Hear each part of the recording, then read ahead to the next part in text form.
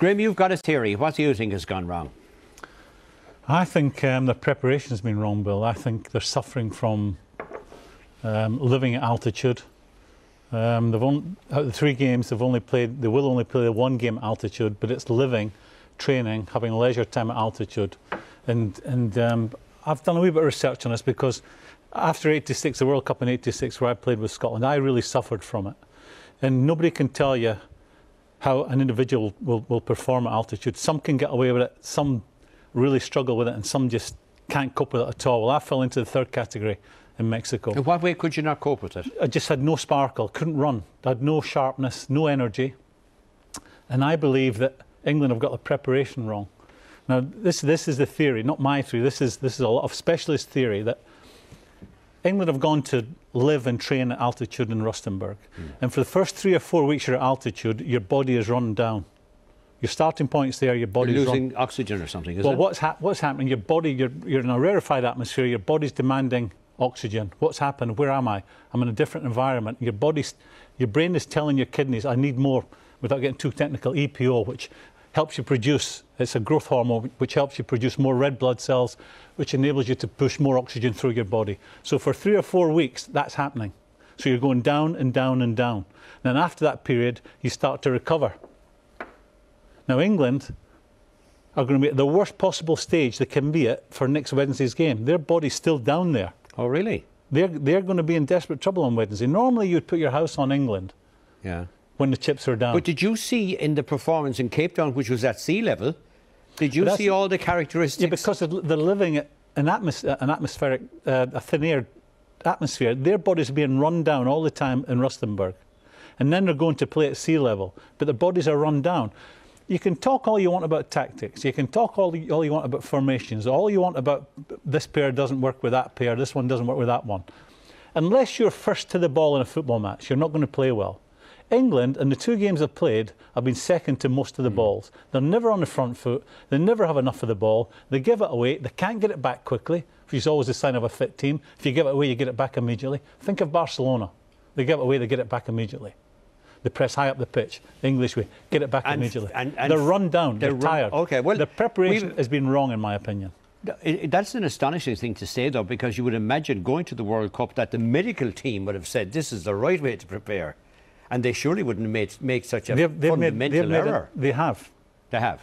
I know a wee bit more than I'm prepared to say right here. Okay, all right. Let's look at Liam, look at the performance. We've a couple of clips from last night that indicate there's something wrong.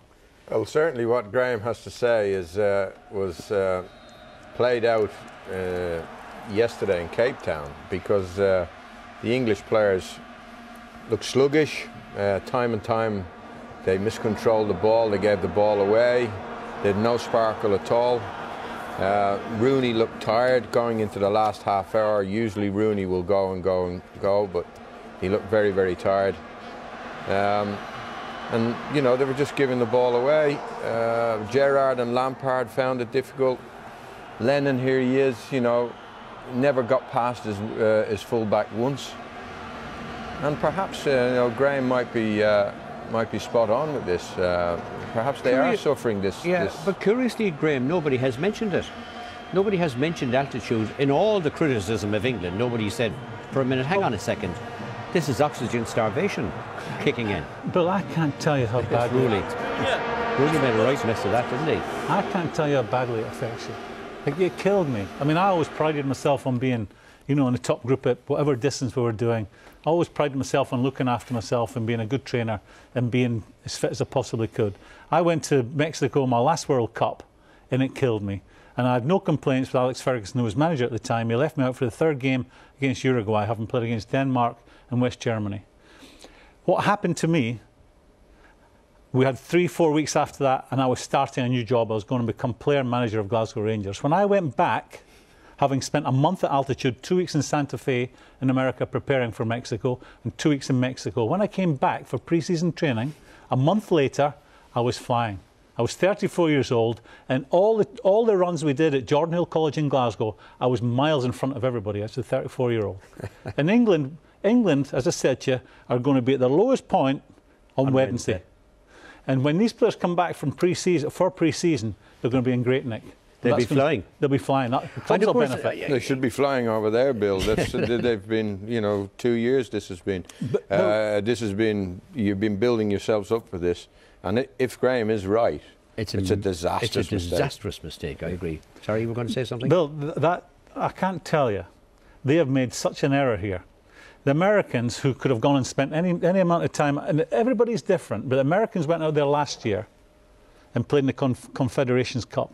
They've gone there this year. They've had no altitude training. That's right. That was very interesting. Yeah. And they could have gone to Colorado and had all the best of the best. And what they've chosen to do is stay at sea level and play the games so they can train properly at sea level and then go to altitude when they weren't lacking have to. energy. I tell you They that weren't lacking yesterday. But would this explain then the comment of Capello that he was dumbfounded? He said, "This is not the same team I know. This isn't the same team I see in training." But how can you train at altitude well and then play so badly at sea level? Well, when you're looking at a group of players in a training session, they're a yard short of max level. You don't want them to be at max level. Then, you know, you can twist and get injured. So he's looking at a group of players that are training well. But I can't believe they have made such a mess of this. All right, well, if England have made a mess, so too have France. Bill, and they used it. Sorry, can I just add? Yeah. I don't subscribe to the view that it's got to them, that these players have lost form, that the whole World Cup thing is too much for these players. These are big players. These are top players. Yeah. And they've gone there. And a top manager as well. And a top manager, and they've gone there and they're playing like a team of also-rans. They're a yard short, if not 2 yards short, right across the board. OK, we leave that for the moment and move